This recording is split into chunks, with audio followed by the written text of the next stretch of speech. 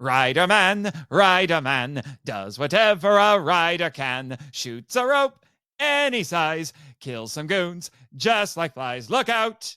Here comes the Riderman. Is he strong? Listen, bud. He's got cybernetic Destron blood. Can he swing with his arm? He'll do martial armor, great big harm. Hey there, here comes the Riderman. In the chill of night at Destron HQ, like a streak of light, he shuts down all their do-vu. Riderman, unfriendly neighborhood Riderman. Wealth and fame, he doesn't care. His vengeance, he will not share. To him, V3 is such a great big screw up, and commandants must be blown up. Here comes the Riderman.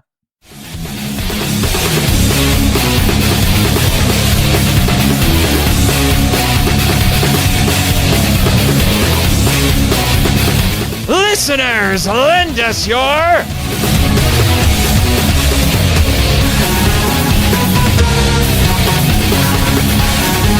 handshake power.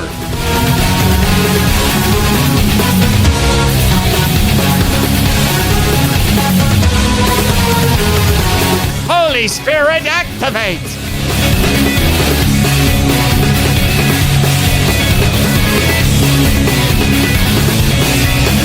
Today, we're discussing Kamen Rider V3, episode 37 through 45.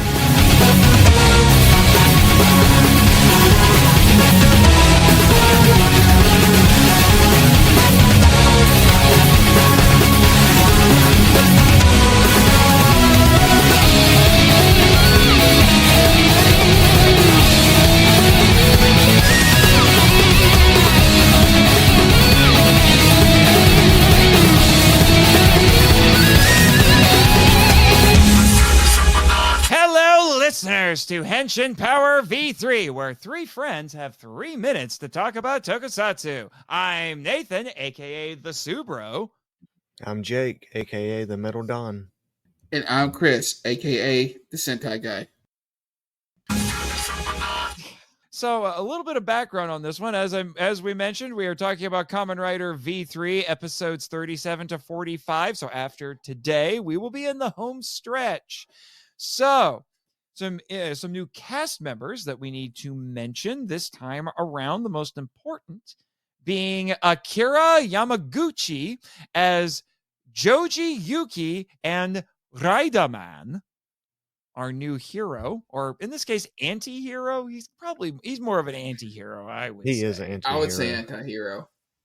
Yeah. And then we also have Bunya Nakamura as our new Commandant, Martial Armor. Spoiler warning, I think he may be my favorite, depending on how the rest of the show pans out. Just saying. And then I want to give a couple of quick shout outs here to some behind the scenes people. We have Kiyoshi Kikuchi, who was the pyrotechnics artist on this show. Once the decision was made in the original Kamen Rider to have the kaijin explode instead of melt, this man was employed for life. He's the guy who makes all of those glorious explosions. And there were some glorious ones. Yeah, is that no? I was gonna say, do I have some fun facts on him? We'll get to those in a minute. And then a quick shout out to the production manager Yasaku Uchida, who's actually the brother of one of the directors on the show. You've heard us mention the name of Uchida multiple times now in our coverage. And also a shout out to director of photography Hideo Hara. He took over for that starting in episode 29. And you might be wondering, why are you bringing all this stuff up, Nate? It's because all of the factoids on the Generation Kakaida DVDs had stuff about these people. So I felt the need to bring them up because a lot of them don't get a lot of love, especially since most of the credits on these shows, when they get released stateside, they don't translate the credits. So unless it's people like the actors and maybe the directors. So, people this far down on the credits totem pole don't usually get acknowledged. So I'm acknowledging them now. So some quick fun facts that I collected about from the Generation Kakaida DVDs for this. Screenwriter Mari Takizawa wrote many episodes of Kamen Rider 71 and V3, and he has since written books on gourmet cooking. There you go. That tracks, right? Gourmet cooking and tokusatsu. Totally. I wonder if he uses white liquid. Oh, good Lord. Why, Jake? Why, Metal Dawn? Why do you do this? Something has to do with all that leftover kaijin meat. Oh, good Lord. Anyway, director Itaru Orita, who we've mentioned in some previous episodes, worked as the quote-unquote dean of Toei Tokusatsu directors, having worked on many tokusatsu productions in the 1960s and 70s. He was promoted to producer in 1978 and produced over 600 episodes of tokusatsu. Some of it was Sentai, but you'll appreciate this, Jake. Most of his work was on Metal Hero shows. Heck yeah. He also was the producer on some anime, most notably, for people of a certain age, King of Beasts Go Lion, which most Americans would know better as Voltron. Cool. There you go. And then I can't remember, did you bring this up before we started recording or right when we started recording about episodes seeming similar? Before we started recording. Well, I'm about to give you your confirmation. Because I noticed this a bit myself, and then, like I said, the DVDs confirmed it for me. Episodes 39 to 42 are reworks of Kamen Rider 71 episodes 4, 31, 3, and 2, respectively. This was because reruns were rare and there were no personal recording equipment. This is the early 70s. We take certain things for granted now. So they were, quote unquote, written in air quotes by air quotes up to the mic like Luke Giaconetti on Earth Destruction Directive, Hajime Kaido, which was a pseudonym for creative producer Toru Hiroyama, which we talked about all the way back in episode 2 when we started our coverage of Kamen Rider V3.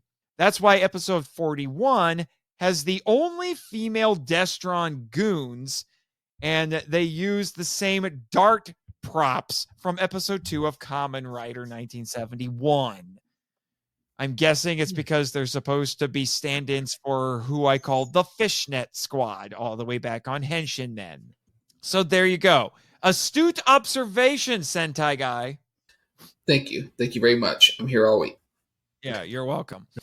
Also, the brown coat worn by Shiro in some of the episodes was originally worn by Taki in the final episodes of Kamen Rider 71. Is that the one that says U.S. Army on it? I'm pretty sure that is it. I gotta say, this is kind of telegraphing a little bit. I'm a big fan of Shiro's fashion in this stretch of episodes. The brown jacket and the black leather jacket, peak. You Riz black leather. He does look great in yes, it. I do. Yeah, it's man. you put Shiro in a blue wig and Oh my god. You went there, sir. You set it up. You set it up. I did. Yes, you did. Anyway, Ko Mitsuri, who was the human form of Pumadillion in episode 41, was Ueno Ippei on Return of Ultraman. So he was a regular cast member. He was part of the Science Patrol team. Akira Yamaguchi, who plays Riderman, he actually auditioned to be Shiro. But I'm guessing, but it ended up going to the other guy, and then I guess they're like, hey, why don't we call the other guy back and he can be a different writer? Sadly, he died of liver cancer in 1986 at the young age of 41. That is sad. He did get to reprise Riderman a few times, even though, well, that would be a spoiler. I had something about this character spoiled for me in the special features, even though I haven't finished his story. I was a little annoyed with that. Bunya Nakamura, who plays Martial Armor. He previously played Rider 2 and some kaijin in Kamen Rider 71. He also was the suit actor for Inazuman, and later on, he was the blue and green Go Rangers, among many, many other credits. And much like Riderman, he too died of liver cancer. He died in 2001. It seems to be going around on this stretch of episodes. Can excessive drinking cause liver cancer? Yes. Actually, So. it can do enough damage that it makes it easier for cancer cells to attack your liver. Yeah, well, be careful there, Metal Don. Apparently, you have to be drunk to podcast. So, Not to not. But going back to Akira Yamaguchi auditioning to be Shiro, that actually happens a lot. I know in Smallville, 2 of the guys who auditioned for Clark Kent came back later. One came back to be the Green Arrow, and the other was Jensen Ackles, and he came back to play Jason Teague before going on to Supernatural fame. Oh, okay. That's interesting. And the guy who played Green Arrow also got to be Aquaman in a failed pilot. Mm-hmm. Yep. So that's Justin Hartley. Huh? Was it Justin Hartley? Is that his name? Yes. Yeah. Hartley. Yeah, I just couldn't remember his name. That's not uncommon because there's not actually a lot of actors who have that superhero quality. Mm-hmm. I mean, that's how Johnny Young Bosch got into voice acting, because he had a hero voice. He had a hero voice, yeah. Mm-hmm. He's got a hero face, too. I mean... Yeah. Which is why he should have been Jason's replacement. Oh! No, Yeah. I brought this theory up with before. Steve Cardenas, with his humor and the way they portrayed Rocky, he would have been more accepted as Zach's successor, and Adam would have been more accepted as Jason's. I'm not disagreeing with you. Yeah. And then finally, and this was the most interesting bit of trivia that I came across thanks to those DVDs. This fascinated me. Kikuchi Shimon, who sang the second end theme and the original Kamen Rider 71 theme. So we're going to be talking about his music because we got a new theme song with this stretch of episodes. This blew my mind. He was also a rare Japanese Christian. Wow. Let that sink in. And he recorded several inspirational songs under the name Petoru Shimon. Okay. Here's a funny story, though. His version of the Kamen Rider 71 theme was replaced with vocals by Hiroshi Fujioka, and he didn't know that until he actually watched the episode, and he just turned the TV off once he knew that his vocals had been replaced. But then they started using his version. Yeah. But then they started using his version in episode 14. But among his many other tokusatsu theme song credits, not just tokusatsu, but among his theme song credits, these are just the ones that I know most of our English-speaking listeners are going to know what they are. But strap in.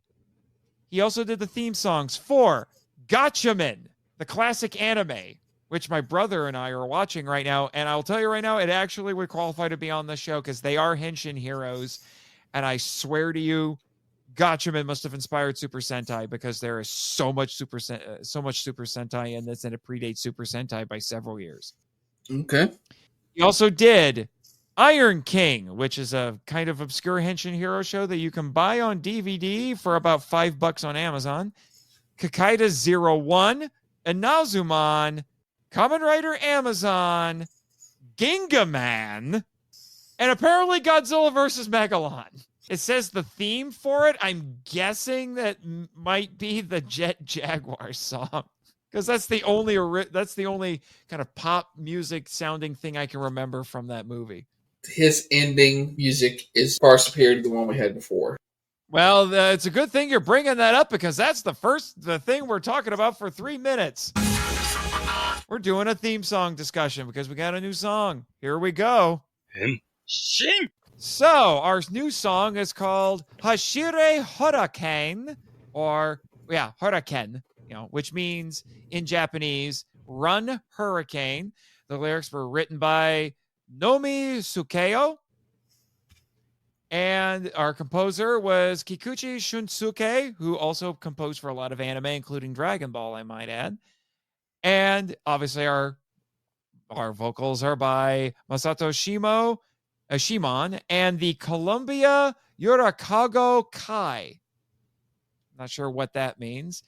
And it's, it will be the end theme for episodes 43 to 52. And I agree, Chris, this is the superior Most of definitely. the two. By far. I listened to the other one time, and I skipped it every time. This one, I'll let it play out. Oh, this one you let play out. It just feels more in keeping with the show.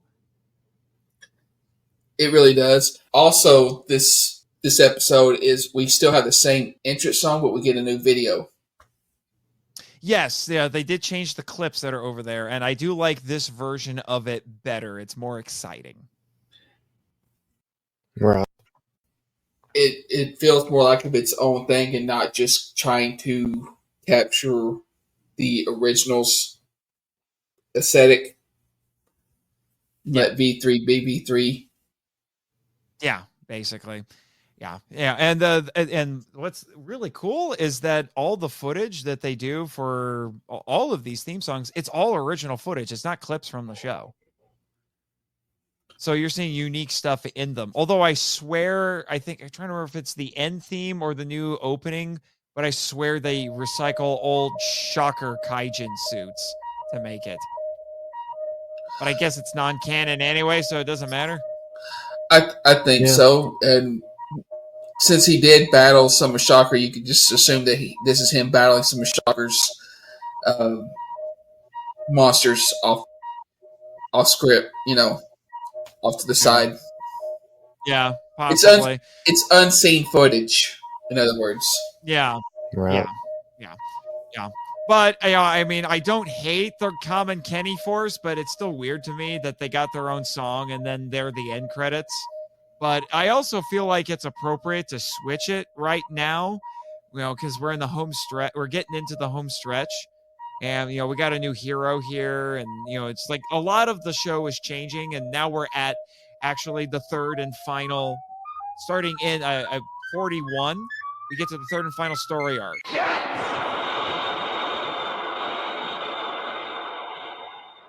Which was something we talked about all the way back in episode 2 when we started this. Third and final story arc. All right. Now to get to our first episode discussion. Episode 37. Mysterious Temple, Curse of the Musasabi Clan, or in Japanese, Ayashi no Tera Musasabi Zoku no Noroi. Originally aired October 27th, 1973. It was written by Mari Takizawa and directed by Etaru Orita. I'll take this first plot synopsis here for us. Archbishop Wing's Dryad Flying Squirrel is able to turn a red fluid that he secretes from his claws into a deadly gas that transforms humans into flying squirrel carcasses. Because that's totally necessary. I have opinions. His plan is to spread the gas far and wide in a violent eruption of Mount Daisetsu. The mutant plans to use V3 to set off the explosives by kidnapping Shigeru, his cousin, and his grandfather. Will V3 trip the explosives, or will he outwit Destron? Why do you need to turn people into flying squirrels to kill them? This is needlessly complicated. They would be smaller and easier to kill.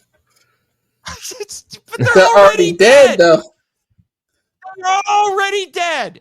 But what's the fun in that? He turns them into squirrels and they instantly die.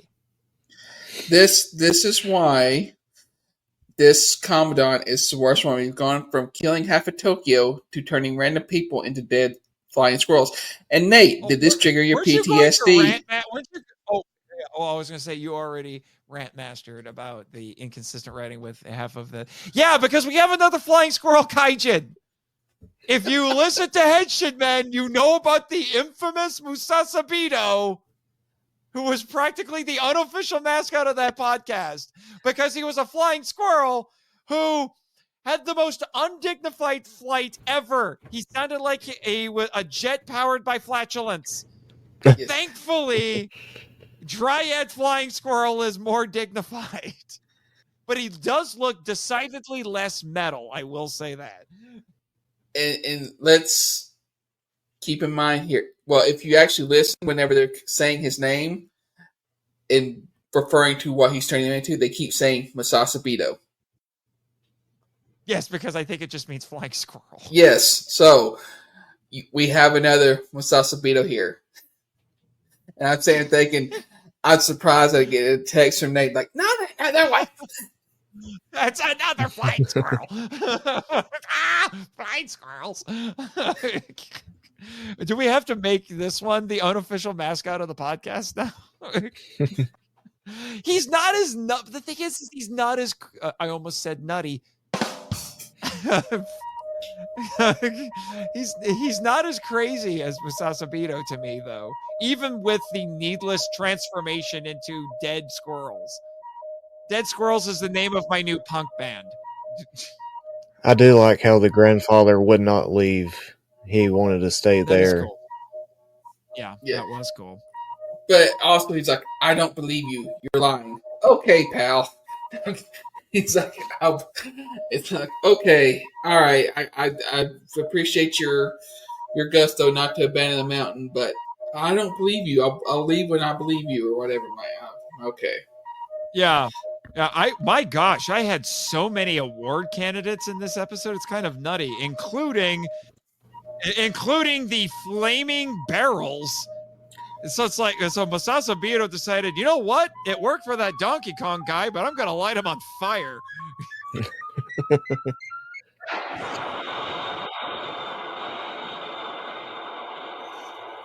This whole episode is a contender for what the Henshin. Oh, really? It was crazy.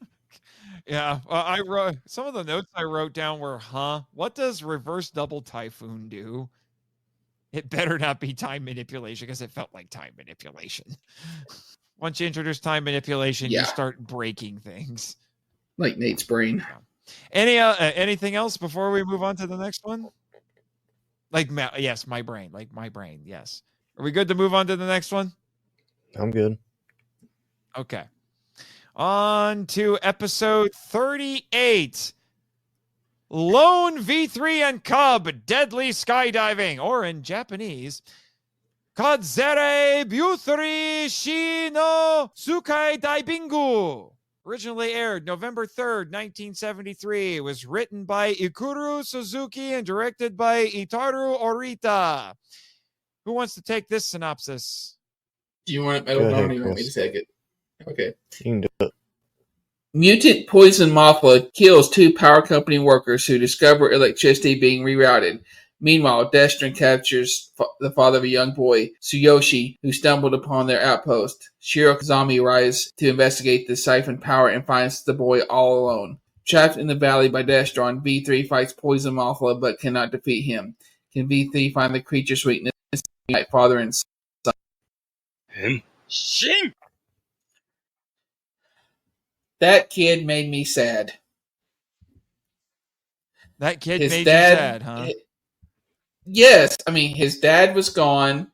His dad disappeared. His mom was dead. He didn't have anybody else. And then it looked like his dad had been murdered by Destron. And I'm like, great.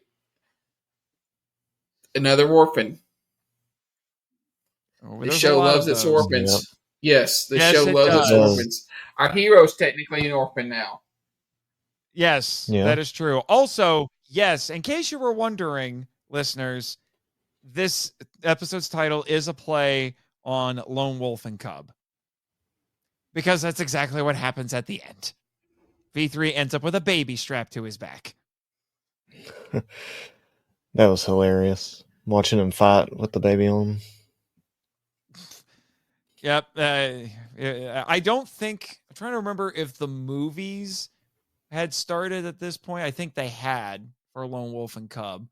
It was a manga first, but yeah. So this must have been very early when they decided, that had entered the pop cultural zeitgeist so that they could make jokes about it. Yeah. Up until this point, it had been Tachibana who had cornered the child endangerment market, but now the writers in this stretch of episodes have entered the fray. Is Yeah. anyone surprised? No. Because now they're fighting with children strapped to their backs. Well, it kind of couldn't be helped here, but you know what could be helped? What the heck with this kaijin? I am confused by this kaijin. It's Moth La? Mm-hmm. Poison Moth La. I was paying very close attention to how this kaijin's name was pronounced, because otherwise I'm looking at this and I'm thinking, are we using the L and R confusion with this to avoid getting sued by Toho? I Probably. would say so. I mean, it was. Let's say in the United States there would be lawsuits of flying. It's that close. Yeah, it is remarkably close. Although this is not the first moth monster we've had in Kamen Rider. I'm going to be honest, I'm kind of underwhelmed by this one. And, you know, if my pseudo sister was around, she would have opinions. Actually, I think she tweeted out her opinions of this kaijin. She fights a lot of moth people. Listen to the Film Vault. You'll understand.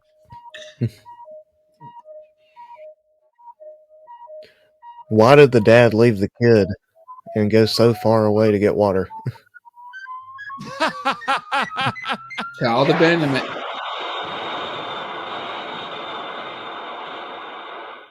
With all the other crazy things in this, what Metal Don finds most unbelievable is this guy going far away to find water. I wouldn't leave my kid for that long. Speaking as a dad, no, that wouldn't. No. That is, even for 70s dads, especially as doting as he was, that didn't make sense to me either. And Yeah.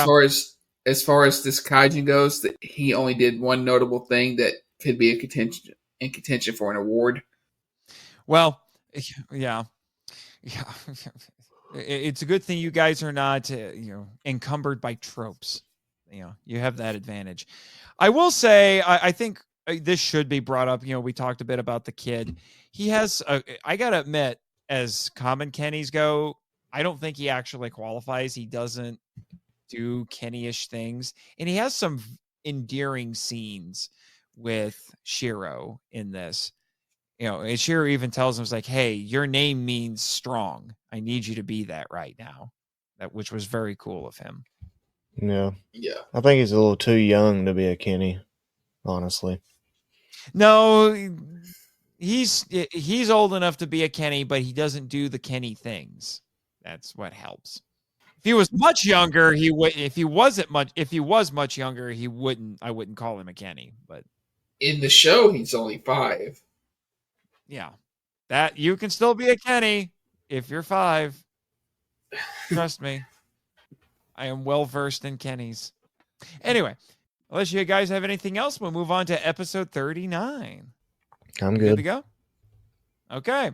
Episode 39, Terror of the Carnivorous Fauna, Plantangen. Plantain? He's a plantain? Plantangen, I guess. Mm-hmm. Yeah, he's a plantain. Plantain. Isn't that like an orange or something? It's kind of like an orange plantain. No, it's like a banana. You throw a banana monster at me and I'm going to be murdering all kinds of things. But in Japanese, Hitokuri Shokubutsu Bashogun no Kyofu. Originally aired November 10th, 1973. It was written by Hajime Kaido. Remember what I said about that name? It's actually the producer. And was directed by Isaku Uchida. Archbishop Wings plans to use the poison of the inhuman Plantangen combined with 30,000 volts of electricity to create miniaturized people preserved for use in creating cyborgs. The mutant kidnaps a young boy's sister, and Shiro Kazami must fight in order to save her. Plantangen attacks Rider Scouts HQ to liquidate and capture Destron soldiers and threatens Obey Tachibana and company. Can V3 liberate them from the tendrils of death? I really love the design of Plantangen. Oh, you do? Yeah, I thought it was really cool. I like how he kidnapped the sister, and he went up to Junko, and they didn't really believe him at first. Yeah, which you would think at this point they would just believe anything any wild stories they hear about this. Right. The way the subtitles ran for that, it could be read kind of weird, but I think what Shiro was saying, he can't believe the kid is lying. In other words, like, I don't think the kid's lying, So I can't. Yeah. He's like, I can't bring myself to believe that this child is lying. So I think Shiro did believe him. But I want to know, what is a ground-based kaijin doing in the Air Corps? Because it's a recycled episode. It's a recycled episode, like I mentioned at the start. But you know what my question is? How in the actual Christian hell do you figure out that a certain gas combination and 30,000, specifically 30,000 volts of electricity will shrink people? This right combination of gases and electricity makes Pym particles. What? Science. I was just, how do you stumble across that in all your evil sciencing? Tough with science. It's a special thing. It's a special thing for sure. But again, does this seem needlessly complicated? Or am I just crazy? You are just crazy, but it is nearly complicated at the same time. There was one part where Plantangen grabbed one of the goons because I think he got hit by the gas, and Plantangen grabbed him and started throwing him on his knee and killing him, and pretty much almost breaking him in half. Backbreaker. He backbreaker. Also, that after they know the machine already worked, just to demonstrate to this girl what was going to happen to her, instead of going ahead and killing her and doing it, they put another Death Strong goon on the table. But instead of shrinking him, it actually kills him. So. Yeah, well, I also wrote down, they can't kill the sister, not because of tropes, but because they don't have the effects budget to make her face shrivel up. Because everybody else, they were all wearing full-body costumes, so you didn't see anything. Mm-hmm. They could hide it.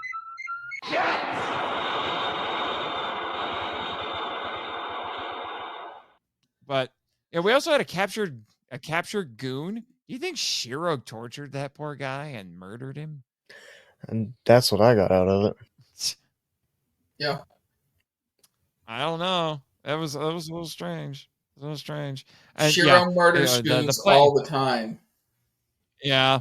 And Plantangen back. Yeah. I mentioned, Plantangen backbreakered the goon, and he melted. He also turned him into a dummy. There's a lot of dummies in this stretch of episode, and I don't mean people who are unintelligent. I mean, there's lots of dummies. Yeah. Yes, because you start seeing the goons get flung off cliffs more often. Yes. And once in a while a rider as well. So. Yep. This episode ends on a really somber note. I would like to add that might come back for one of the awards. But what was kind of funny about the ending though is Shiro starts kind of staring at the sister, who was involved with all of this. And I thought for a second that meant he was in love with her, but then the narration told us, oh wait, nope, he's just brooding. Because she still has a family and he doesn't.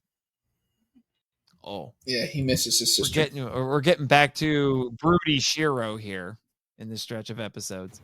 Well, no, it reminds us. I think this was set here to remind us why he's doing this, his particular set of vengeance for what's about to come. It's a reminder. It's like, hey, he still feels his pain. He misses his mom, his dad, his sister. He's trying to fill that void with Tachibana and Junko and Shiguro, but it's not the same. Right. Right. All right, on to episode 40. Sudden Death V3 Mach Kick, or in Japanese, Hisatsu Byuri Maha Kiku. Originally aired November 17th, 1973. Written by Hajime Kaito, who's actually the producer. Directed by Isaku Uchida. Our story goes like this. Destron mutant Deadman Bat, employing a virus called the Himalayan Devil, turns the residents of apartment complexes in all the major cities into vampire slaves. Oh, that's every other Tuesday for me. When Rider Scout Kiyoshi discovers his older brother is one of the victims, he and Shigeru are attacked by the mutant. V3 challenges Deadman Bat, but is tossed from the air and Kiyoshi is injured. Can V3 develop a new technique in order to defeat the true form of Archbishop Wing? Shin! Why is the guy who looks like he's got a bird motif a bat?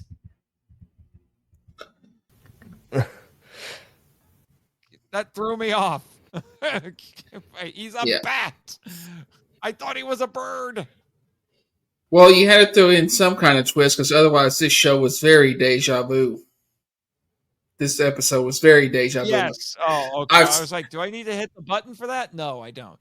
No, but I'm sitting here, I'm thinking, I'm watching this because because the Bat Kaijin episode really stuck out to me in the original Kamen Rider. I'm like, I swear, this is beat for beat. The fights feels the same. The scheme is the same. Yep. I thought the exact same thing. I think they even used the same name for the virus.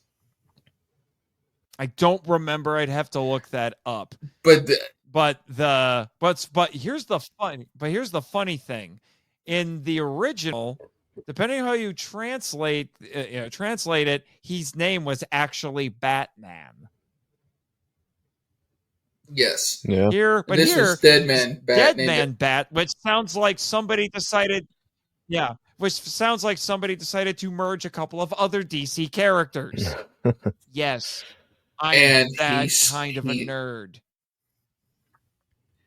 And he sucks the blood or delivers the virus with his tongue. I bet all the women love him. Oh my God. I just saw Alien Romulus today. This was not the only time I saw a weaponized tongue used in horrific fashion.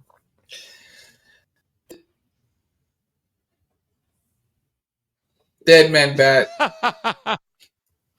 I will say this: the costume looks great. It's sufficiently scary, and I actually liked the combination of stunt and miniature work they did with his special move that nearly broke Shiro.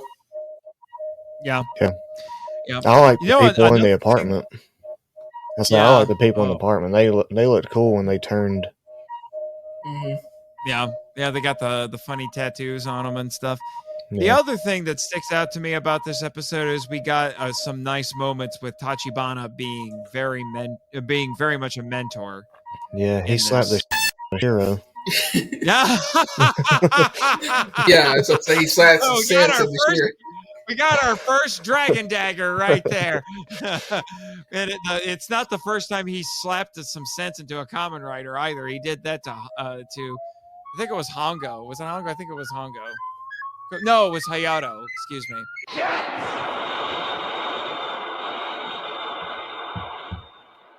Because as we all know, if your mentor doesn't slap you around to knock some sense into you, he's doing it wrong. Exactly. I mean, he's already worked with an Ultra. I mean, Kamen Riders are a step down, so of course he's going to slap him around. Of course he's going to slap him around. Yeah. So one crazy thing that happens in this, and it was definitely in contention for an award, is V3 actually bloodlets himself to get Deadman Bat's attention. Like, really? I don't know if that's hardcore or stupid. So I'm trying to make up my mind. Okay, I guess we're going with hardcore. Also, Exploding Coffins is now the name of my new death metal band because that's what happens to Archbishop Wing at the end. He jumps into a coffin and it blows up. I'll have to go with Jake and say it was hardcore because he wasn't doing it just do it, and it looked worse than it was because he did it to the water. He was just trying to lure him out, and he knew couldn't resist blood. The blood in these Kamen Rider shows is really bright. Well, remember, his blood has been replaced with Destron fluid, so there's also that plot hole. Do I need? Yeah, do I hit the said button for that? Or, he said the only thing human about him was his brain. which is interesting. Yeah. That's again more like the manga that inspired the original Mhm. show. Yes, but my non-human blood will attract this. Yeah. So so he drinks motor oil. Good to know. What? Motor oil?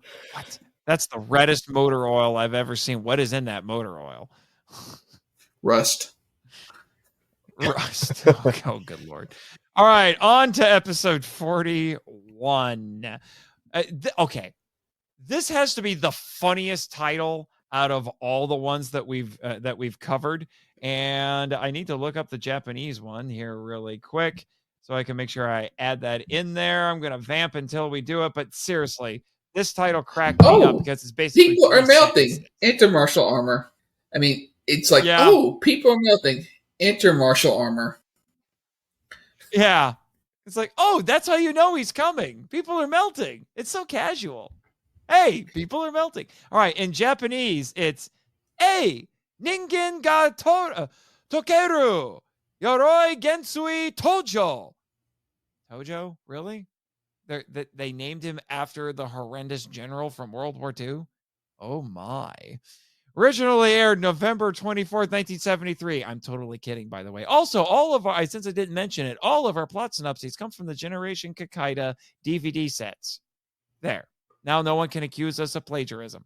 Written by Hajime Kaido, again, pseudonym for a producer.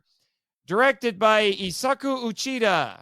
Summoned from Mongolia, Martial Armor, or General Yori, becomes the new commandant of Destron Japan and employs Nazi transplant technology to create the invulnerable Pumadillion. Martial Armor releases a slave named Yamashita to contact Shiro Kazumi to lure him into a trap.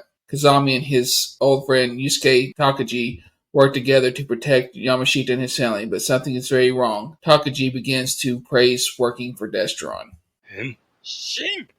Well, we have a friend's betrayal. Again. Yes. This happened. This did happen in the original Kamen Riders. It was episode 3. And I saw it coming as soon as he said it was an old rival, and we always saw things differently. And I'm like, yeah, he works for Destron. Good to know. Yeah, although I will tell you this, I think this version is better than the original. I will go out. Actually let the friend. No, go ahead and finish, and I'll make my point. I was going to say because they actually let the friendship carry some weight when Shiro fights him as V3. Because spoiler warning, he's the kaijin. I feel like the remakes they did of some of the early shows on here were actually better, and I thought one reason they may have done it is because they actually had the budget to do it like they wanted to begin with. Mm-hmm. So, also the other thing that really elevates it, because this might have one of my favorite scenes in the entire show so far. I don't know if I would say this is a favorite episode because it is derivative, but good grief. They kind of outdid themselves with that conversation that Shiro and Takagi have, where Takagi's like, yeah, I believe in Shocker, and Shiro just tells him what for. He's like, yeah, what they tell you, that sounds very idealistic, but it's just going to lead to death and destruction for everybody but the elites. Yep. And you're not going to be one of them. And I'm like, wow, that hits home so much right now. yeah. No it hit home back then. It hits home now. It's it's the stuff of conspiracy theories, but it's still very much true. I mean, that's just how communism works. It seems like a great idea, but all it really does is put a lot of power into a handful of elites so they can run the show on the backs of everybody else. So I was impressed with the writing there. We need to mention Martial Armor is the most badass Commandant so far. Oh, good Lord. I love Martial Armor. Me too. He is my favorite. Like I said, he's my favorite Commandant right now. I don't care what you say, Chris. I think his design is amazing. Yeah, I really like it. I really do. like it. I like his design too. It makes me think a little bit of the Brilliant Bug from In Space. Wow, that's an interesting connection. Well, it's the same color, and on his hand he has that spiked metal mace, and Yeah, like it just parts of it just reminded me of the Brilliant Bug. It might have been designed after Brilliant Bug for all we know. well, no, the Brilliant Bug was designed after this. Yeah, no. What I'm saying is, or whatever insect they based that off of. Okay. Yeah, Right, might have been based off the same insect. Right. And I love how quickly Destron, the Destron leader anyway, condemns Takagi. It's like he just talked to Shiro and barely even entertained the idea that Destron may not be perfect. And he's like, "You're going to die now," because apparently the penalty for all Destron laws is death.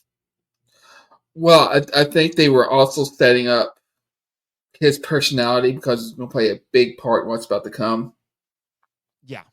Yeah, which actually I think shows that that they kind of planned this out, because I do feel like these couple of episodes do lead into what we're going to start getting with 43 when Riderman shows up.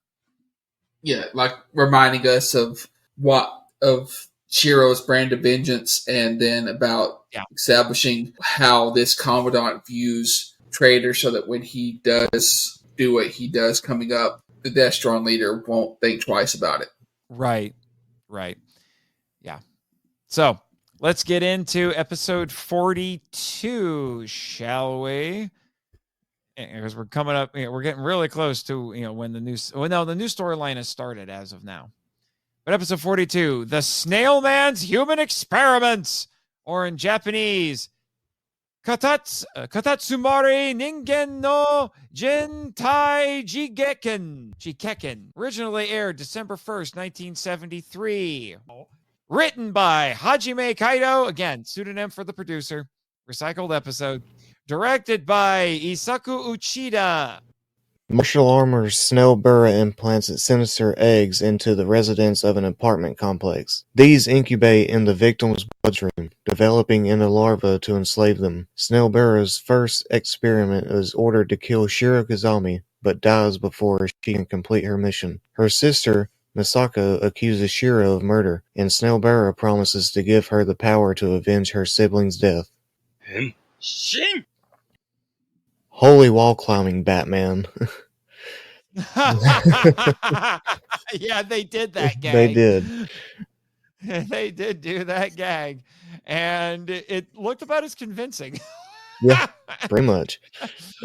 As Batman 66. But you know what's the freakier part of this? This was Alien before Alien. Right. Mm-hmm. And if you stop and think about it, I know we lost our minds over the sacrifice scene in the last episode, but you could get all kinds of effed up with how you interpret this one. Yeah. Just like with Alien. Yeah, except this monster is just, he's like, I'm just doing it to see what will happen. Which is disturbing if you stop and think about it. It's effed up, sir. That's what it is. Yes, it is. That's just how evil he is. And I like I said, he's going around. Apparently, he seems like he targets a lot of women and he implants them, and then little children grow inside them and they get mind controlled. Just wow. I'm starting to wonder about some of the writers on this show. I'm just saying. I don't like the thoughts of snails crawling inside my body. No, Yeah, it I'll seems pass. like a Thank you. really silly idea. It seems like a really silly idea, but then when you think about it, it's like, I can No. feel it inside me now. what? I said I could feel them inside me now. like at the That's end. because you've been drinking too much. You've been drinking too much is the problem. I like at the end of it when Shiro is curing them, he uses the same needle on everybody. Yeah. Yep. Also, is it just me or does Snail Burra actually use that classic Ultraman, Ultra Swirl from Super Rider Productions on his back as a weapon? He does. That's what it looked like to me. He did. And until Shiro kindly rips it off. Kindly. And you know that this is rehashing a really old Kamen Rider 71 episode because Snail Burra doesn't explode, he splatters. Black That's what blood. usually happened to the other ones. Well, yes, if you ever stepped on a snail, that's kind of what they do. They go, good. Yeah, but they had another snail monster who blew up in the original show, so why not? I want my This was trying to be pyrotechnics, dang accurate, it. sir. Oh, okay, yeah. You're asking for accuracy about a show with a grasshopper-themed cyborg man who's fighting, weirdo monsters of the week. Yes. Also, the narrator. I just actually like the melting effect that they used this time. I thought it was really good. Yeah. Also, the narrator is a liar. Why does it keep telling us that V3 is a loner? It's like, do you watch the show, narrator? He has an entire team. He's the most extroverted introvert I've ever seen. Then. I'm just saying. And also, he's friends with other writers. Did you watch the show? It's like all these TikTokers who say they're introverts. I'm like, no, you're not. You're on TikTok. V3, you're not a loner. You're on TikTok. If someone made a Kamen Rider V3 TikTok, I would probably watch it at least once or twice just to see what they do. And I just hope every video is just him kicking the camera. That's all it is. It's just Rider kick. Like he just does all 20. There's only 20. What is it? 28, 26. He just does the 26 secrets and he's done. Like he just, and that there's only 26 videos. Watch it. Why are we doing this? I'd watch it. Okay. We'll move on to episode 43 because this is a big one. Oh, Lordy, this is a big episode. Episode 43, Friend or Foe, the Mysterious Riderman. I read this one, right? This synopsis? Okay. But anyway, in Japanese, it is Teki ka Minata ka Nazo no Riderman. Originally aired December 8th, 1973. It was written by Masaru Igami, directed by Isaku Uchida. Our story goes like this. Ambitious Destron scientist Joji Yuki is condemned to death by martial armor. What else is new? For you, it was Tuesday. Who sees him as a threat to his position in the organization? Slowly, Yuki is lowered into a pool of sulfuric acid, losing his right arm before being rescued by his fellow scientists, who make a daring escape. Hidden away, Katagiri contacts his sister, who is a nurse, to assist in Yuki's cybernetic operation. But Destron is watching and sends Sickleneck Tortoise, calm down, Chris, okay, we'll get to it, to kill them. Shin. Penis snake turtle. There you happy now? You got it out. You got it out of your system. Okay. Oh no. That is the permanent name change. Freudian. You've gone full tilt Freudian. Are you happy now? Okay. Look at the shape of his head. Look at how his neck looks when it expands. And tell me. Okay, stop trying to explain, okay? I've seen it enough growing up. I thought for a second this was an episode of The Boys.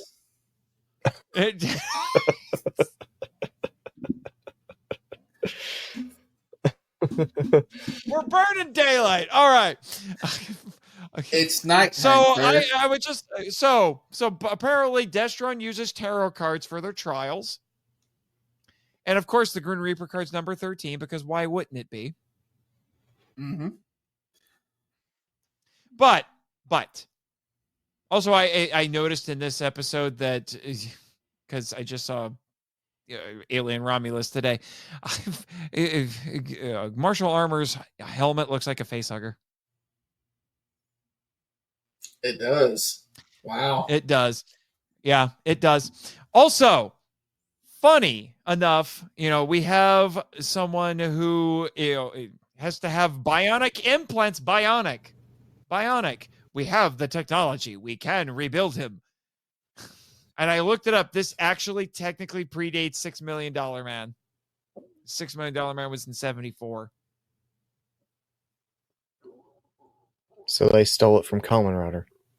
Apparently they did.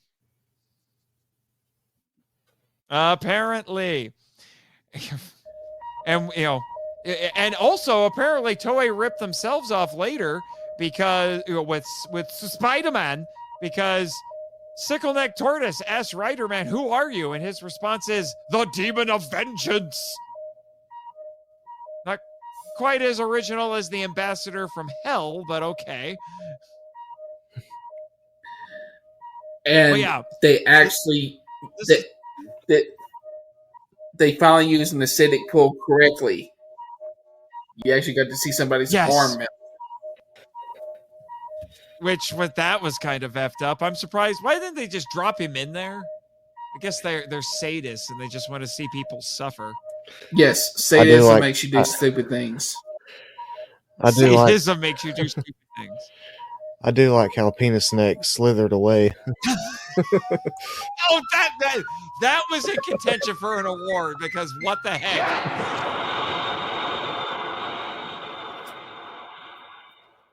But Riderman's Bionic Commando before Bionic Commando. Sickleneck Tortoise is a spaz. And the Chipmunks work for Destron because Martial Armor calls them up on the radio. What was that? Are they disguising the transmission? What is going on? Now, I will say this about Riderman because I've made comments coming up before this, but yes, I love the character. I love the robotic arm that transforms into, it's his own little utility belt. And I like the fact he just puts on a helmet to Henshin. I like all that. But the rest of the suit, he deserves better. Wow. I like the suit. And here I was going to point out that what was interesting about this episode and in the next one is we're actually giving nuance to Shocker goons and people who work for Shocker. Because we see the Shocker scientists with their white lucha masks, and then after that they take them off and they're trying to save save somebody, save the guy, save their leader, or at least their team leader. I thought that was actually pretty interesting. And we find out one of them has a sister who's a nurse. Like, we're going out of our way to make them actual characters. Oh, and one other thing. I did come up with a name for his little poison turtles. The evil baby gassy turtles. Badum-tish. Yeah, you're welcome. Also, this proves that spandex is the standard uniform for Shocker. I mean, Shocker Destron. Mm-hmm. It was for Shocker too, because that guy, Mr. Yamaguchi, that was definitely spandex, and I think the ladies were happy, even though he's upside down. Yeah. Hey, you went Freudian on this turtle, okay? I was just commenting about how it must have been Memiya's favorite kaijin growing up. How can you not see it? Apparently, I'm not. I wasn't watching toku porn. Apparently, you were, and you didn't realize it. Anyway, we're moving on to episode 44. Before we get an explicit label on this episode. This has the rather simple title of V3 versus Riderman, or in Japanese, Byusuri Tai Riderman. Originally aired December 15th, 1973. It was written by Masaru Agami, directed by Isaku Uchida. Take it away. V3 saves Riderman from Penis Snake Turtle's nerve gas in his nick of time. Regardless, Riderman doesn't want to listen to V3's words against Destron. He only seeks revenge against Martial Armor. Meanwhile, Martial Armor begins his plan to spread the nerve gas and begins killing innocents throughout Tokyo. Poor Tokyo. And while Shiro Kazami investigates with Joji Yuki right on his tail, Penis Snake Turtle stalks them both. Shin! I regret giving you that one. Penis Snake is a I grower. am not... Yes, he is. Yes, and he's not going to be called anything else. That's what he is. Somewhere Keita Amemiya is shaking his head because I swear he must have liked this kaijin. You guys even know who Keita Amemiya is, or am I just nerding out by myself over here? I know the name. Okay. I've heard you anyway, mention it. I swear he. Okay, whatever. Anyway, I swear he can teleport because he gets to places rather inexplicably. That's a common thing in this show. Like, all of a sudden, they're here, then they're there. I wanted to take it easier on Black Sun next. You know, it's not quite Black Sun levels of she's running for hours or what. But anyway, we're not going to get into that. I really enjoyed this. Let's not get into that. I really enjoyed this episode, even though the title's a little misleading because you really don't see them fight directly. Yeah. Anytime they actually fight, it's pretty underwhelming. Well, no, but they do have a nice team up. Yeah, it's more of a psychological or a worldview versus. Yeah. Now, in the next episode, I think they have a fairly good battle. Yeah, they do. But honestly, I think the centerpiece in this episode is the graveyard scene where Choji and Shiro have a conversation. It's similar to what he had with the other guy a couple episodes ago, his friend Takaji. But you actually get to hear Joji spell out his motivations, and it's remarkably nuanced. Because he says, oh, no, I actually still believe in what Destron is doing. I just don't like martial armor. Yeah. Because martial armor betrayed me to get me out of the way so that he can rise up faster through the organization. Because they were saying he was in a position to become a commandant. Yeah. And he wanted to get him out of the way. So he basically framed him. Yeah. Branded him a traitor. Right. And I kind of love it, to be honest. So his motivations are not entirely righteous. Yeah. It gives him a lot of nuance. He can scream himself. It gives him time to. Yeah, for sure.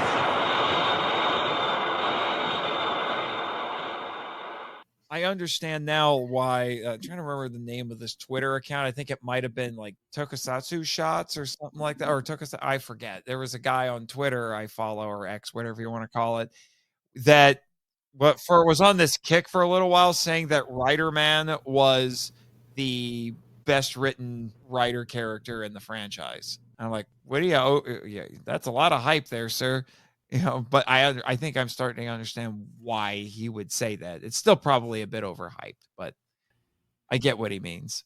He is the best written, and while I have ragged on the suit, it actually does kind of fit because it feels like an incomplete Rider suit, and they hadn't completed the experiment yet because he doesn't. The bottom half of his face is still exposed, and the suit itself looks like it's half done.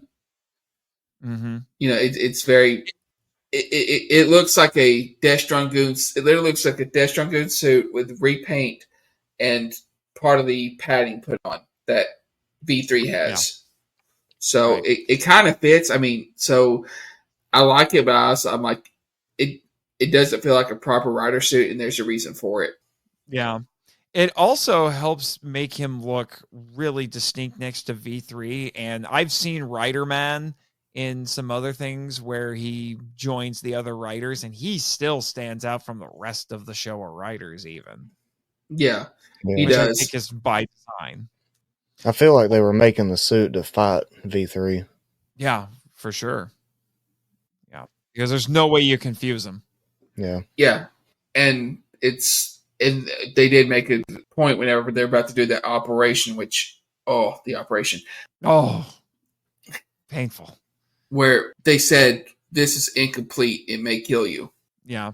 And there's even when he's having that conversation scene, he actually pulls the arm off. It's like, this is what they've turned me into. And I'm like, wow. And Shiro says, I'm basically a brain walking around in a tin can. However, the thing is, he volunteered for that after he got poisoned, found out he was dying, and then he was turned into that by other writers. Whereas he had to do it because he was betrayed by the people he thought were his friends and family, to be perfectly honest. Yeah, for sure. All right, and let's move on to our final episode for the evening, because we all need to go to bed. Yeah. Episode 45, Destron's Christmas present. We should have gotten some KFC so we could celebrate Christmas early in true Japanese fashion, because that's what you do. You go to KFC. I did that the last time I talked about a Kamen We got Rider Christmas on episode. Henshin Men. All right, in Japanese. Desu toran no ekasumasu presento. Originally aired December 22nd, 1973. Written by Ikuo Suzuki and directed by Itaru Orita. Who's got this one? I got it. Martial Armor sends mutant Rhino Tank, disguised as Santa Claus, to lure children into the House of Good Fortune in order to train them as future Destron commandants. Joji Yuki finds this disturbing, and Black Santa offers to release the children if Joji will defeat V3. In order to save the children, he decides to fight V3 with Rhino Tank. After the Mach Kick and Hurricane Dash fail to phase the mutant, an industrial bulldozer slowly crushes V3. Shin! So, Black Santa. Black Santa. I wanted him to be the kaijin of the week so bad. Yeah. Or just be the guy who's just in charge. Like, you could have left Rhino Tank out, or and I would have just give me Black Santa, but Black Santa and Rhino Tank are the same guy. Right. Because it's Kamen Rider, that's what you got to do. But wow, it seems like they're just going to do the whole trick the children so we can mind control them thing again. But the fact that it's Christmas and we got quote unquote Black Santa, it's like there's a lot of interesting new things put on top of this that made it more interesting than I thought it would be. And they weren't actually trying to mind control them. They were actually using Christmas to try to throw them with gifts like proper pedophiles to join Destron. Oh my gosh. Yeah, well, Santa was giving one kid bananas as a gift. If that was me, he was like, you know what, Santa, you can keep them. Bananas don't like me. That's how I would know that you're actually Destron, because you're trying to kill me. Yeah, well, we also see the special outfits they get to wear at the Destron training camp. Oh, good Lord. That just, again, what is wrong with the people making this show? Woo. Or am I missing something culturally? Because that looks so wrong. These legless unitards that they gave to these children. And then the rampant boys, I might add, boys. And you see Destron Santa or Black Santa beat the snow out of this one kid, and then you see them actively whipping children. And I'm not like whips. We went from perilously close, but the thing is, we went from perilously close to child murder to brutal cop murder in the same scene in front of children. They're all going to need therapy for years, and then they'll become Batman. This is the Rider universe. Let's hope not. Yeah, maybe not. Maybe not. Also, I would just like to point out, as cool as I will admit Rhino Tank is, he's nothing compared to Dinosaur Tank from Ultra 7. Look it up. One of the most insane Ultra Kaiju ever. Dinosaur Tank. I am looking it up now. Okay, I'm just saying, this is more like a Rhino who's as durable as a tank. Dinosaur Tank, what the heck? Live reaction. Look at that. What the heck That is is that? awesome. That is Oh my pure God. awesome. Is what this is. That is pure awesome. Is what that is. I want a Dino Tank.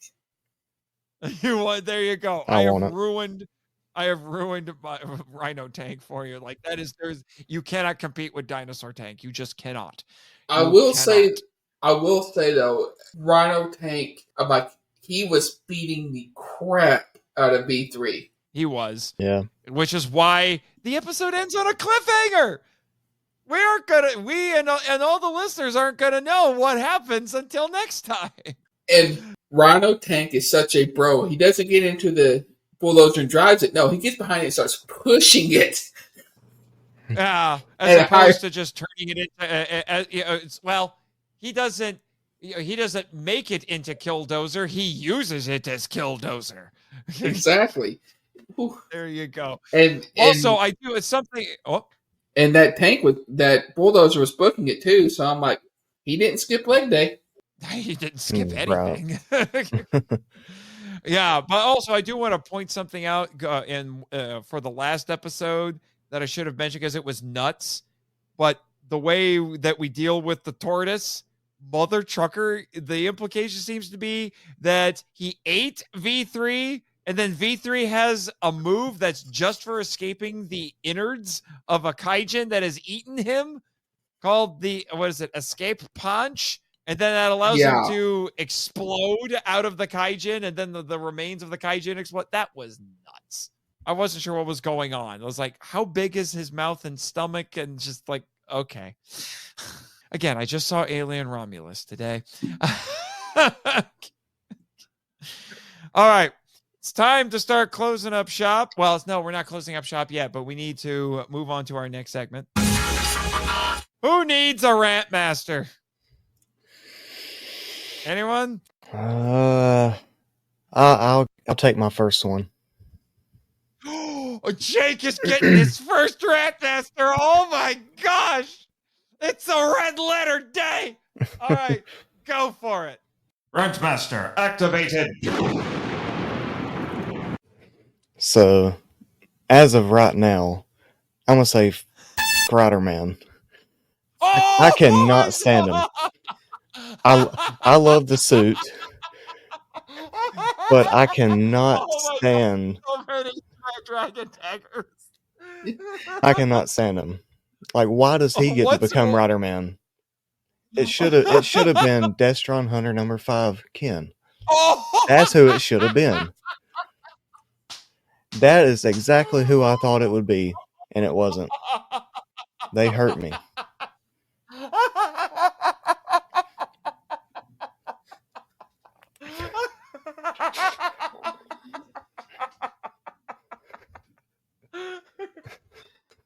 Show us on the Doo-Boo doll where they hurt you, Jake.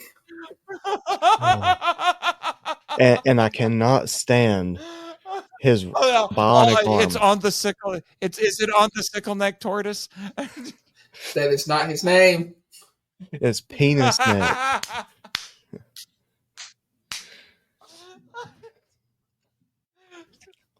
This might officially be my favorite rantmaster ever. It's so bad too because I really want to like him, but I can't. I can't with it. You can't. You can't even. As of right now, no. Wow, you're gonna hate me during the awards. There's no hate here You're with gonna you. hate me so much. Oh my gosh! It's all the hate's directed at Riderman. I understand. Not so much Rider Man as it is Yuki. So Oh, okay. Wow. I was not prepared for that. Chris, have fun. You're gonna have to you got some Dragon Dagger work ahead of you. Yes, you will have to send me you're that welcome. sound effect. I'll have to track it down again. That was on the hard drive that needed to be data recovered. Oh boy. So I'll have to go find it again. But it shouldn't be too hard. But wow, I was not. You know what? I guess I'm not surprised that the first Dragon Daggers on this show come from the Metal Dawn. And in his very first Rantmaster to boot. Wow. Expect the It unexpected. lived up to the Just name. wow. Yeah, for sure. I don't think I can compete with that. I'm not sure I necessarily had anything to Rantmaster about, but I don't think I can compete with that.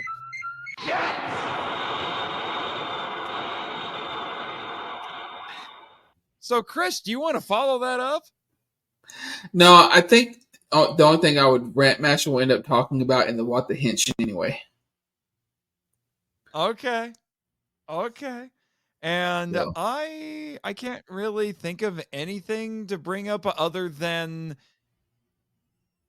Archbishop Wing was lame. I don't care what anyone says. Yeah, and he made no sense in the end. No, he was the least effective.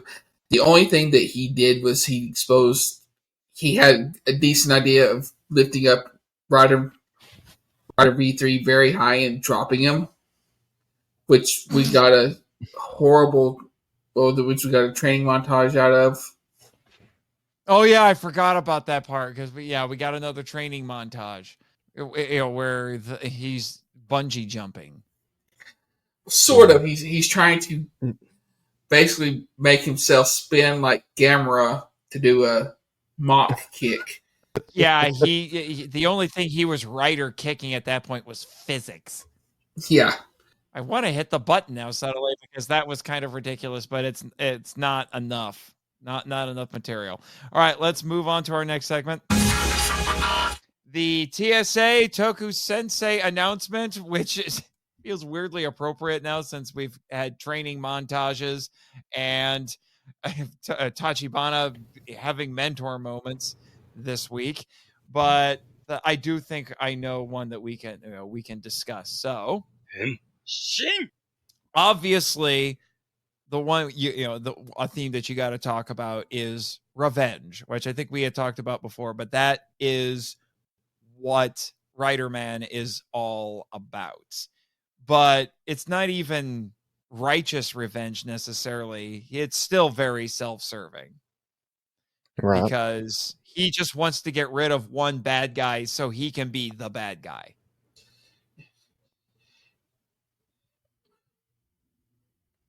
That's something, Chris, you were thinking. Yeah, I'm always thinking that's a problem. No, where Shiro wants, he had his vengeance is less about revenge, but more to avenge. He wants to avenge his family, whereas Yuki wants revenge for a personal wrong done to him. Right. Yeah, because he was apparently being groomed. I did note that it's like we're being told this stuff, but we're not really being shown it. I almost kind of wish they had shown, and that's what I thought was going to happen. I thought they would have shown the guy who becomes Riderman in the previous episode to kind of set things up, but they don't.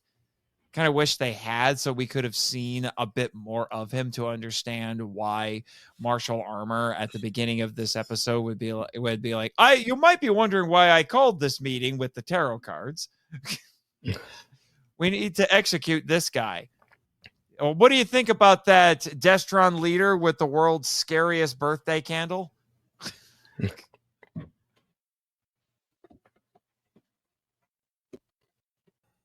It would have been nice if he had been there like from the beginning, like he was there before there was the Commandant, and then he was there with Dr.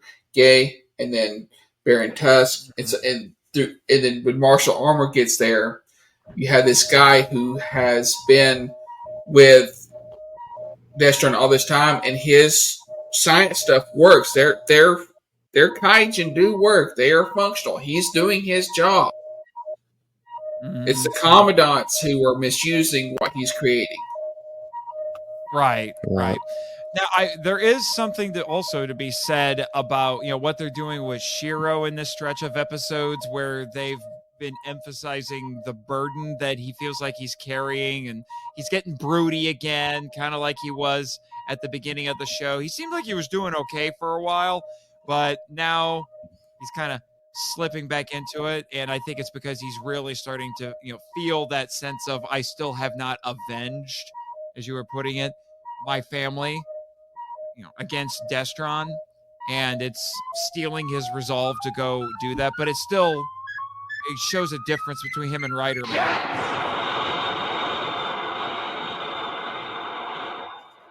Because, and we've talked about it before on the show, you could still make the argument that Shiro is still motivated by justice, whereas Riderman, not really.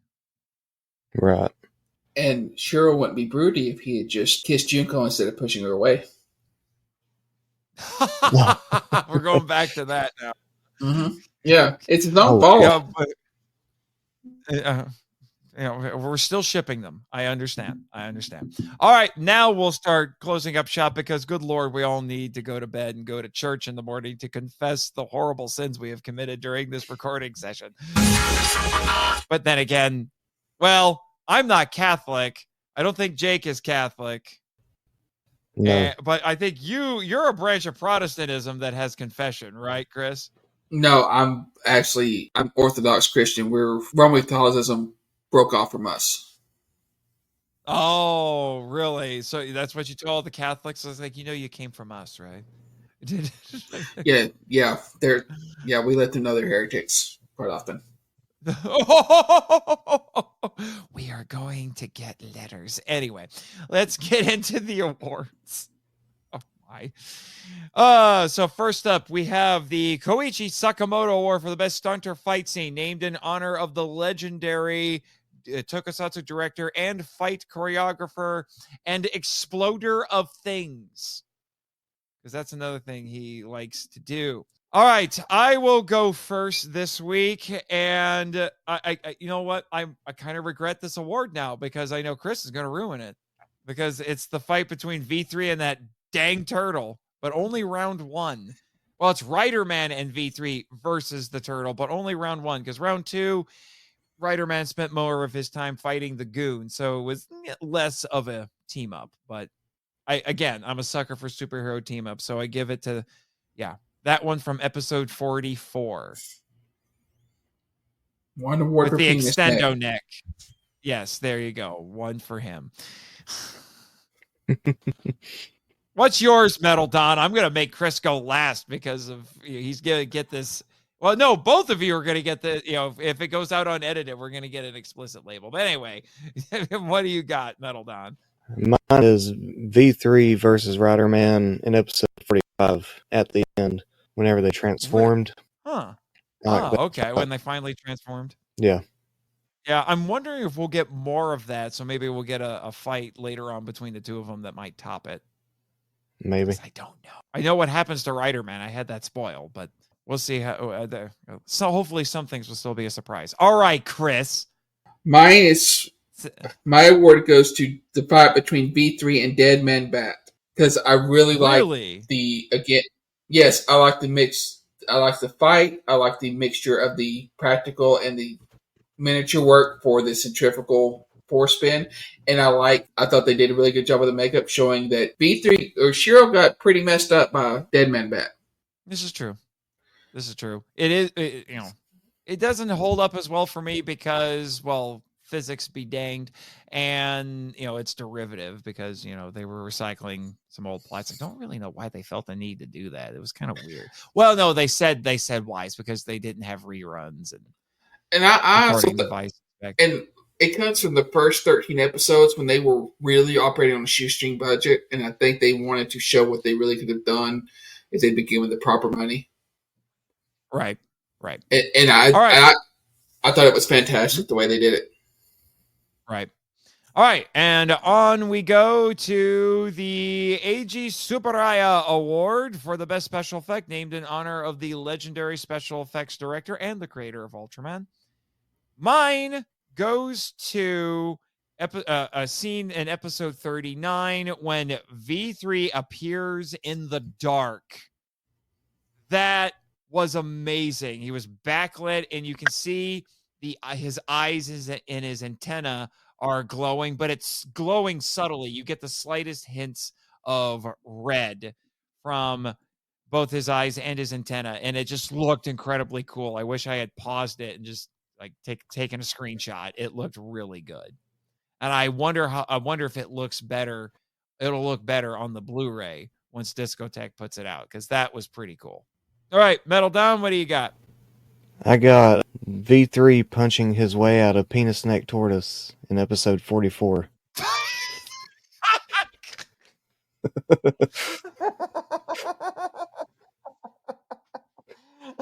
Yeah, it was crazy. It was crazy because he's just like, I'm going to eat you. And I'm like, how? Did you turn into camera for a second there? But it was interesting. He turned into a chest burster for a second. I've got Alien on the brain right now.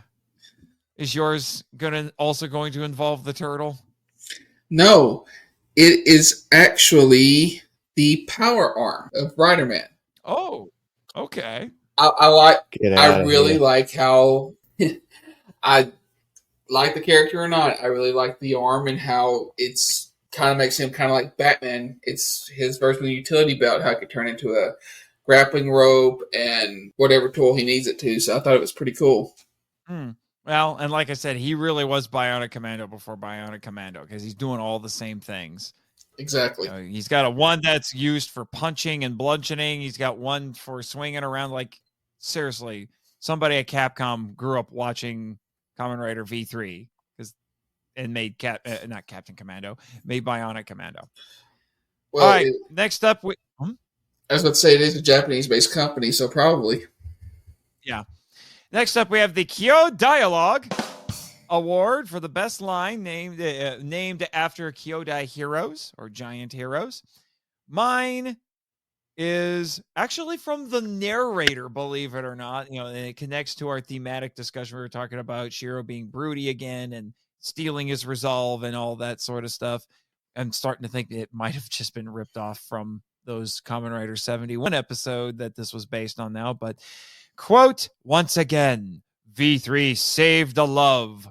However, he has no loving family of his own. And now, for that very reason, in order to save even one more family relationship, he is determined to fight for our tomorrows. I don't normally give a best line award to the narrator, but the narrator got it this time. It'll be hilarious if he wins for the whole series. Yeah, it'll be hilarious if he wins for the whole series. He's not an actual character. But what do you got, Metal Don? I got when Shiro said to Poison Mothra, "You bastards have built a nest in this forest."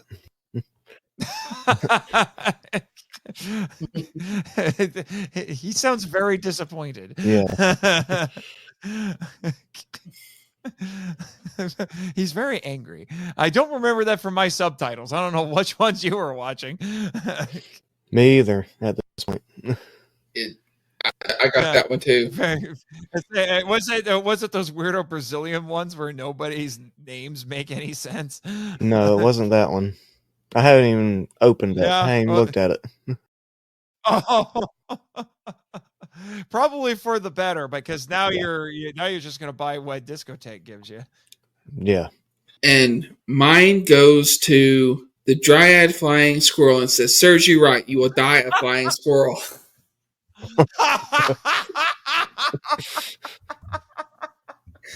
What a threat. I think I considered that one because actually even in context it sounds absurd. You will die a flying squirrel. I'm going to use that in my day-to-day life now. I'm just like, Serge, you're right. You will die a flying squirrel. You get annoyed at a coworker. You're just like, you will die a flying squirrel.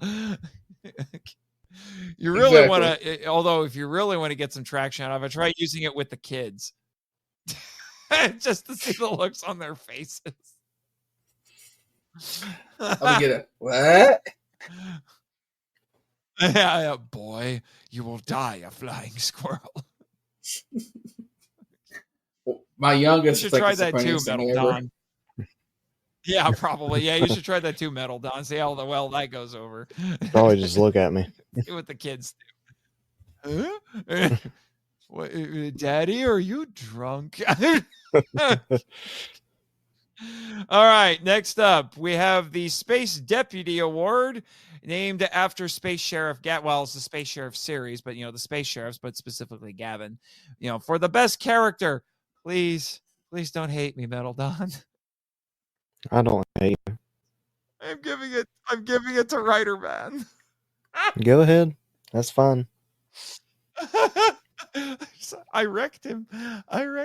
He's such for me, it's just really interesting how, he's more of an anti-hero and he gives nuance to the normally kind of one-dimensional bad guys that we have with Destron, because they're basically pseudo-Nazis. I mean, they flat out said they use Nazi technology to do genetic manipulation. I think that actually was probably in one of those derivative episodes, if I remember correctly.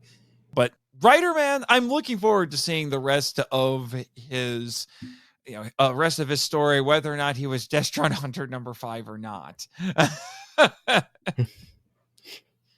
All right, Metal Don. You go ahead. Go ahead, Sentai Guy. You do it. You take this. I want to hear what you got to say first. Oh, I hurt him. I am going actually with no. Suichi, the little boy from who's okay. The one.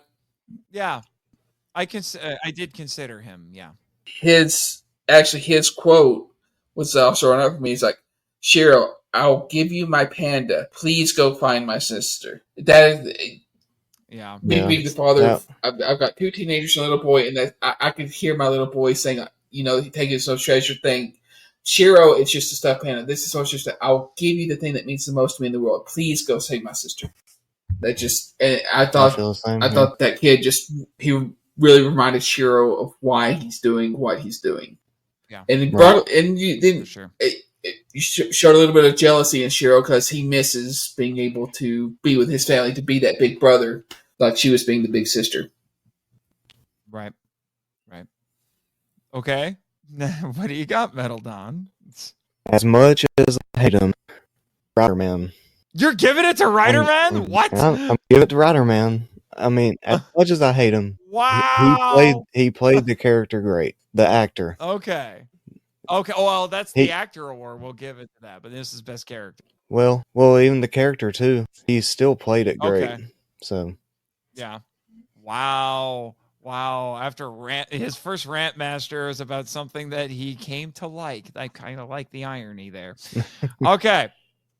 Yeah. Okay. So we'll move on to, speaking of the best performance award, but to the Jason David Frank approved award, named in honor of Jason David Frank, who famously played Tommy Oliver in Power Rangers. Sounds like we may be on the same wavelength here, Mr. Metal Don, because I gave it to Akira Yamaguchi, who plays Riderman, because again, it's a very nuanced performance, and he had a couple of really great scenes as Riderman. You really feel for him when they're in the underground, and he's like, yeah, you're gonna have to do the surgery, even if the thing's not finished. I need you to do it for me. Make me the Bionic Commando. And when he has the scene in the graveyard with Shiro and lays out his whole motivation and and why he's doing what he's doing. It's like I said, I'm really looking forward to seeing how his story plays out. And even August Ragone on the Generation Kakaida DVDs said that the Riderman chapter, in his opinion, was the best chapter of the show. So we'll see if it lives up to that hype. For sure. All right, now who's going next? Because I'll go. We'll get back in order. I'm going to Martial Armor because he doesn't take no. Oh yes, I seriously considered Martial Armor. Yeah. He's a badass. Yeah. I seriously considered Martial Armor. I wouldn't be surprised if I give it to him in the next episode. You know, because he's going to be our final villain, I think, if I remember correctly from what I read. But yes, he's great. Face hugger face. Yeah, we got another Dragon Dagger in there too. I caught that. You know, the internet's being a little buggy, but I caught another Dragon Dagger there. All right, Chris. I am giving it to Akiji Kobayashi. I'm trying to remember who he is. Tobei Tachibana. Oh, Tachibana again. Tachibana wins again. Yes, with him stepping up to be the mentor, and as you go through, he doesn't. In fact, he's not been prominent in many of the episodes, but when he's there, you feel his presence. You feel that, and he keeps things grounded. And a lot of the times, he speaks for the audience when he's not being the mentor. Like, well, what about this? Or he keeps us connected to the show, and I think that goes a lot to the actor. Right. I have to say, I know we were gushing over him in our first episode of V3 coverage. He hasn't been quite as cool since then, so that's why I was glad in that episode that he got to have a good scene where he got to play mentor and literally slap some sense into Shiro. Yeah. I feel like they didn't want him to overpower Shiro because he's obviously a fantastic actor and it's a great character. So they probably wrote him to have less of a role. I mean, not less of a role, but less prominence. But everything that he's done, you feel it. Like you. This is going back to something that happened over the episodes we covered in the last one. But when he was used by Dr. Guy to trap the Rider Scouts, to kidnap the Rider Scouts, you felt his complete horror that he had betrayed those children. Mm-hmm. And so whenever he shows up, even if it's a little bit, he's a star. He steals the scene. Right. I wanted to give him credit because even though he hasn't been featured like he was originally, because he kind of bridged the gap between the first series and this new series, he still brings it every single time. Right. All right, and finally, WTH, what the headship for the craziest moment, the one award we carried over, well, whose name we carried over from Henshin Men. I have a runner-up for this one. We've talked before about the power of disguise the kaijin have. How in the actual Christian hell did that turtle turn himself into a baby? Because we had the whole lone wolf and cub thing again for a hot second with Riderman. How? I mean, it's already a bit of a stretch that the proportions of these kaijin can suddenly turn into normal humans. How did that big turtle turn into a baby? I'd like to know. Yeah. There's some compression field shenanigans going on with that. Watch Doctor Who, people. But that's my runner-up. My number, well, and honestly, in retrospect, I'm kind of, maybe I should just make it the baby. I think I'm going to go stick with the baby because looking at what the one I was going to give it to, I have to change my mind. It goes to Turtle disguised as baby. The runner-up is V3 bloodletting himself. That just seems less crazy now after our discussion. So, yeah, V3 bloodletting himself, and yeah, but it goes to the turtle and being the baby. Because it makes no sense. Riderman, he's like, why is this baby so heavy? That must be a fat baby. That's all I'm saying. All right, Metal Don. I got Plantangon killing the Destron goons violently. What did he do to him again? Broke him in half. Oh, that's right. Yeah. That's right, because he backbreakered him. Yeah. Turned him into a dummy. That's right. Yeah, Destron is one of the worst evil organizations to work for. For sure. I have concluded. Shocker was terrible too, but wow. That's some serious power right there. You turn somebody into a dummy and they split in half. Dang. But dang.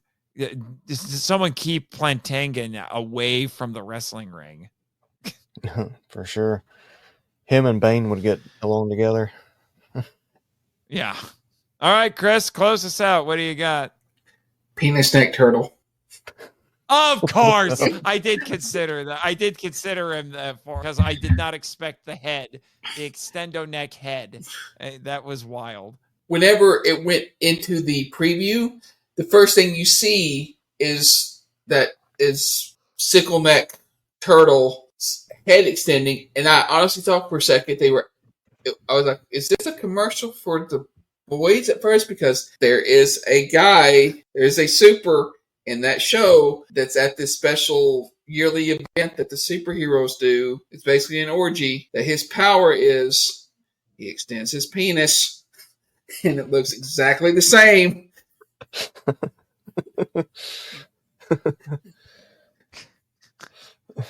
Jeez, Lewis. It looks exactly the same. Wow. Never thought the boys would come into this, but it just did. I didn't either. But then there's Penis Neck Turtle. Keita Memia, like I said, Keita Memia. Just saying. We're moving on. All right. I'm saying is just, man, the last couple batches of episodes, I'm telling you, the people who worked on this show they need help. The more I watch the show, the more I think about it, the more I'm like, y'all need help. But now my runner-up was the Destron outfits for the boys. Which wasn't that no, wait, wasn't that, no, that was Black Santa. That was the Rhino who was being messed up with that one. Yeah. And we get to see how that turns out next time. Which, speaking of next time, we will be concluding our Kamen Rider V3 coverage next time on Henshin Power V3. And not only this will be interesting, we'll be trying something new, actually. New, because we haven't done it yet. We will be giving our normal awards for that batch of episodes. It'll be a little bit fewer episodes. I think we're doing 46 to 52. Mm-hmm. And we'll be giving our awards for that batch of episodes, and then we will be selecting from our nominees from all of our past episodes of coverage for the show as award winners for the entire series. So we will be picking best fighter stunt from what we've selected before for the entire show, and so forth and so on. I'm looking forward to seeing what we pick from our candidates. I would say what we should do is we should mention what each of our candidates were, and then say, this is what I'm picking from this list. These are my nominees. This is what I'm picking from the list. Yes, I'm sure the tortoise wins for you, but the tortoise wins everything. I don't know. There had some incredible What the Henshin moments, and I don't know what's coming next. Mm-hmm. But he's up there. Yeah. Is he hanging loose up there? Just swinging back and forth. You started it. I know. It's late. Forgive me. I know not what I do. I can't be held responsible for at least 75% of what I say and do right now. Mm-hmm. Yeah. Anyway, it's time for shameless self-promotion. All right, Chris, what do you got? You can still find me on Facebook at Christopher Peter Reiner, and I am still a part of the Power Rangers Legacy group and the Marco Out Lounge on Facebook, and I'm also in the Marco Out Lounge on Discord because I can't get enough of the lounges. We've been having some interesting conversations in the Marco Out Lounge. One of my favorite things that happened is because I had to remake it. That's something I had to remake it because it was inadvertently deleted, and I had to rebuild it. And we had this bout where everyone was reciting Bohemian Rhapsody one line at a time. I remember that because somebody just made a reference to it, and then we just kept saying every line until we finished the song. It was fun. It was. Someone tried to do it with a different song. It was the DuckTales theme, but it didn't catch on quite as well. But yes, this is the sort of fun you get to have by joining our Discord. Please do. Anyway, Metal Don. You can find me on the Power Rangers Legacy Facebook group and the Market Lot Lounge Facebook group and Discord. And you can find me on Instagram. It's HPV3_metal_Don. Yep, got to keep that branding. Yep. And then obviously I'm Nathan Marchand. Check out my other podcast, the Monster Island Film Vault, which takes an entertaining yet academic approach to talking about kaiju and tokusatsu films. It also has some audio drama segments that get frequently referenced by all of us here because I have a colorful cast of characters on there, to say the least. And also check out my author website, nathanjsmarchand.com, where you can keep up with all of the stuff that I'm doing as a writer, whether that be freelancing for such publications as Kaiju United or doing some occasional live streams on my old YouTube channel, which I did recently talking about Gen Con. And keep an eye out there so you can see all the new books I'm planning on releasing, such as a new short story collection that Mr. Sentai Guy has generously read to give me some, grammatical feedback, make sure they're worth publishing, because I know I don't always catch everything when I edit. And, should be some other things there, including potentially a comic book.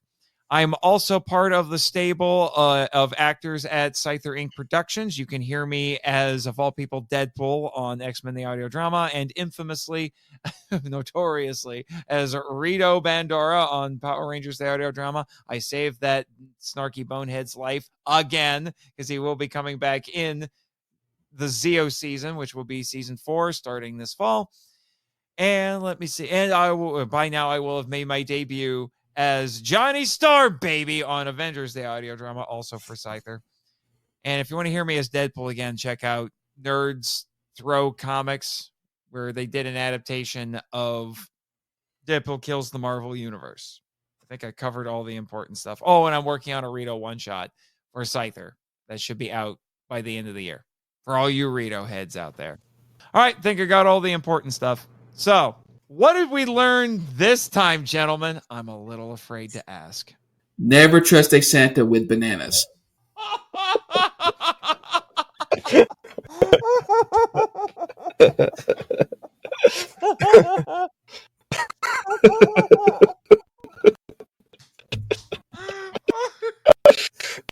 can't even.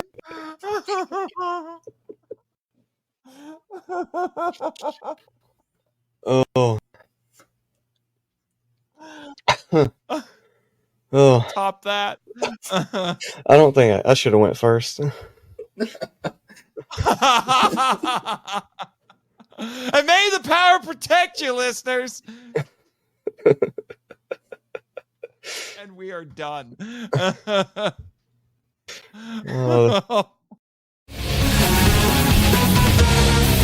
Thank you for listening to Henshin Power V3, a podcast produced and hosted by Nathan Marchand, Christopher Reiner, and Jake Hamber. If you'd like to send us feedback, we'd love to hear from you. So email us at henshin.power.v3@gmail.com. Follow us on X, the artist formerly known as Twitter. Thank you, Danny DeManna, where our handle is @HenshinPowerV3, and join our official Facebook groups, Power Rangers Legacy and the Marco Out Lounge. We also have a Discord server called the Marco Out Lounge. Check the show notes for links to all of them. Subscribe to us on Apple Podcasts, Spotify, YouTube, and other great podcatchers. The podcast logo was designed by Rebecca Hutchins. Follow her on Instagram at super_r_illustrations. Our theme song is a Joe the Hero remix by GVG Kid, which is based on a track from the video game Beautiful Joe. All film and audio clips belong to their respective copyright holders, and no infringement is intended or implied. Please rate and review us on Apple Podcasts, Spotify, and Podchaser to spread the word about the show. And until next time, Schwatch!